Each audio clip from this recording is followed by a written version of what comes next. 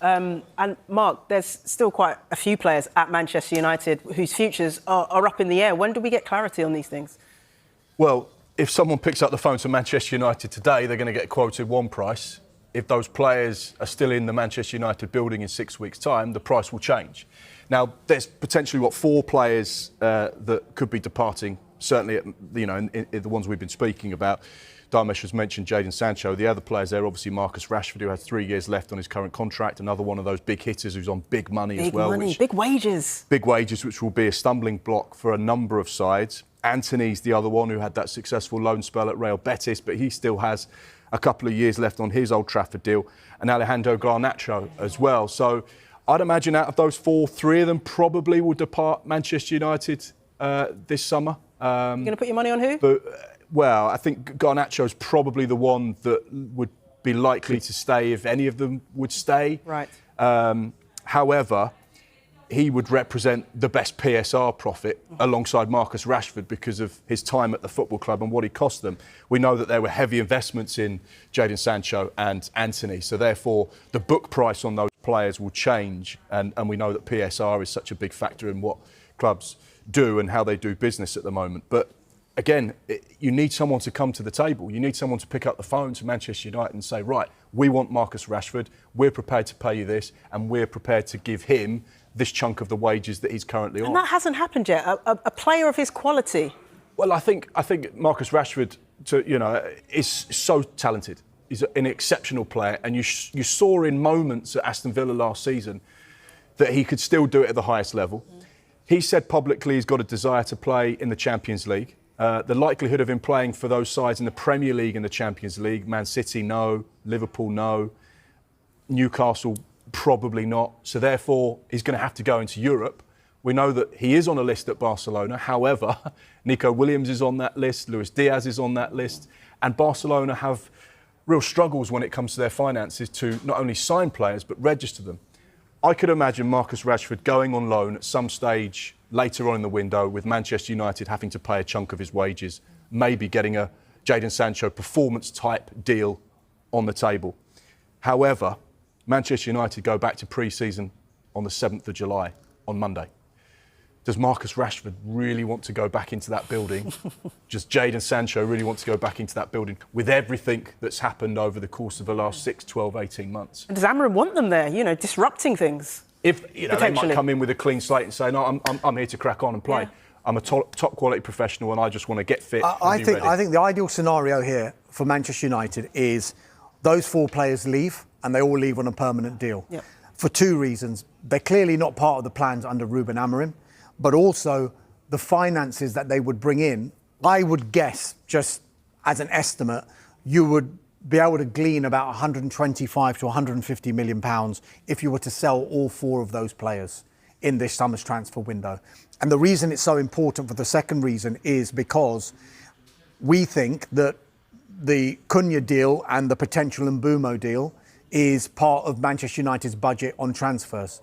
Thereafter, to fund further deals and further big deals, it looks likely that they're going to have to sell to bring new players in.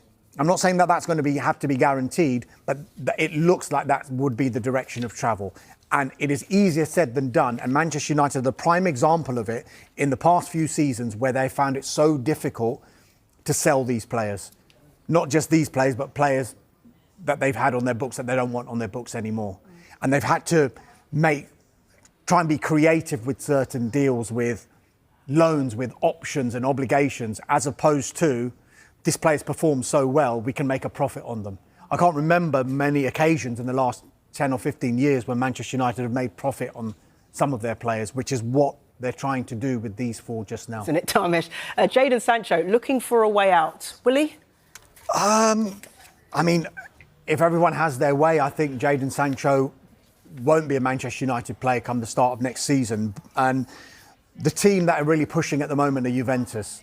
Now, talks over a potential move from Manchester United to Juventus for Jadon Sancho have been described to me as positive at this stage. However, there is still work to do to find an agreement between clubs, between Juventus and Manchester United, and possibly more significantly between the Jadon Sancho himself and his representatives and Juventus because of the personal term situation. Now, Juventus are pushing, and there appears to be a willingness from all parties to strike a deal over Jadon Sancho. As far as Juventus are concerned, they are definitely in the market for a winger. That's because they've so far failed to find an agreement with Francisco Conceição. He's a player that joined on a straight loan for the season from Porto last summer. He actually extended that stay for a little while so he could play in the Club World Cup. He started against Real Madrid last night. However, Juventus and Porto, while they've been negotiating on a fee, there's a big gap in valuation. Hence why Juventus have probably turned their attentions for now onto Jadon Sancho. Right. Sancho himself is understood to be open to the move after failing to agree terms. We go back to those personal terms again with Chelsea, because remember, Chelsea had an obligation to buy Jadon Sancho after his loan spell, but they wanted to renegotiate his contract. Basically, he was getting paid what they didn't want to pay at Manchester United. But as a result of them not taking up the obligation, they were forced to pay a £5 million penalty to Manchester United. We think the asking price is around £25 million, which is what they were willing to sell him to Chelsea for, and what Juventus would probably have to pay if they wanted to bring him in. However, given Sancho's wages, I don't think you can fully rule out another loan move. And then Manchester United will have to have some sort of agreement whereby they might have to pay a portion of the wages. Now, sometimes people will say that's not great for Manchester United because it's a player that they own, and yet they're paying somebody else part of the wages to get him off their books and to play for another club. However, there are clever ways that you can still make money, and Manchester United and Jadon Sancho is a prime example, because in his first loan spell from the club, when he went to Borussia Dortmund, United actually made money on his wages. Because at the start of that deal, Manchester United were paying a portion of the wages, but it went up the amount that Borussia Dortmund would have to pay depending on his performance and what Borussia Dortmund did for the rest of that season. Right. He played well. Borussia Dortmund got to the Champions League final, and it got to the point where Dortmund actually paid more than United would have had to have paid had Sancho stayed at the club. Okay. It just feels like another loan move is just delaying the inevitable. But, Mark... Well, just to interrupt you there, it's got to come to a head sooner rather than later. Exactly. He's got a year left on his contract, albeit United do have an option for a further year. Okay. Manchester United are eager to get Jadon Sancho off the wage bill, and as per latest reports, the Englishman is edging closer to a move to Juventus. The Turin-based side have held positive meetings with the England international and are pushing to complete his signing this window, as per Gianluca Di Marzio. The Serie A giants have already confirmed the signing of Jonathan David on a free and are now hoping to strengthen out wide. Juventus insists on Sancho. There have been positive contacts with the player. They are also working on him after the basic understanding with David. Juventus transfer market continues, moving on multiple fronts. After reaching a basic agreement last night with Jonathan David, the Bayern Canary are pushing for Jadon Sancho. There have been positive contacts with the player, so we will continue to work on him even after having closed the arrival of the former Lille striker.